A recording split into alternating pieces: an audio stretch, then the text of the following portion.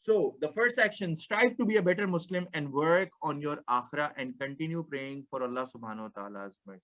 We learned that majority of our life we continue to spend for this world, while Allah subhanahu wa ta'ala has said already that Wallahu khairur raziqeen, He's the one who's a provider of risk. That does not mean that you do not do anything. Okay, fine, Allah subhanahu wa ta'ala is the provider of risk, so let me sit back.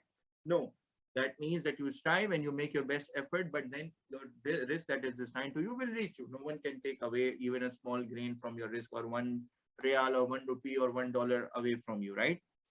But what we do wrong is that we pray, we leave the akhirah for prayer. Allah subhanahu wa ta'ala is mercy. I'm a born Muslim, so I'll probably go to Jannah eventually, even, whatever these wrong things. No, but we have to take action and strive. The test of life was not how much you earn and what was your designation and what was your salary and what was your car and what was your house and the size of your house and how many dresses that you had and all of this and how many expensive watches you used to wear. No, the test of life for Allah subhanahu wa ta'ala is, did you follow the guidance? Did you stay away from haram? Did you do the halal things? Did you help others? And all of the things that we are learning, did you follow the fundamentals of Islam? Were you really a true believer? This is the test of life. All the other things that we do is just to sustain life until we die, because that's the end of everyone. So we just have to make sure that we are sustaining life for ourselves and for our families, and we are providing for them. That is a very important responsibility, especially on the males. So we cannot just overlook on it. Yes, I'm so religious now, I won't even work or do anything. No, it is part of the, so even providing for your family is part of the religion. When you provide for your family, you get rewarded. When you do halal, when you have a relationship with a good relationship with your wife, that is also earns you rewards from Allah subhanahu wa ta'ala. So all of these things that we are supposed to do for this dunya are also part of our religion. Number two, enjoy all the blessings of Allah subhanahu wa ta'ala, but don't be extravagant. Allah subhanahu wa ta'ala doesn't love extravagant people. So if you have some extra, use it to help others. Don't be wasteful of your wealth, your goods, your food, everything that Allah subhanahu wa ta'ala has provided, even a single grain or a single thing.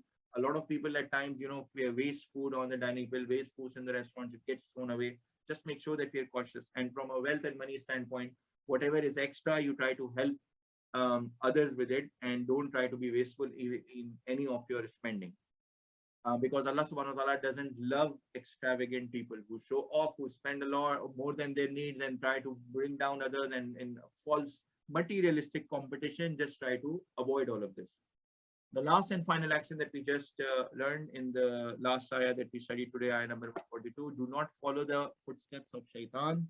He is our open enemy. Eat and use from what is halal, negate all false practices and inventions in Islam. We went through many of the polytheistic practices of the disbelievers. However, there are many evil practices that are still there in many of the Muslim countries, even let alone the rest.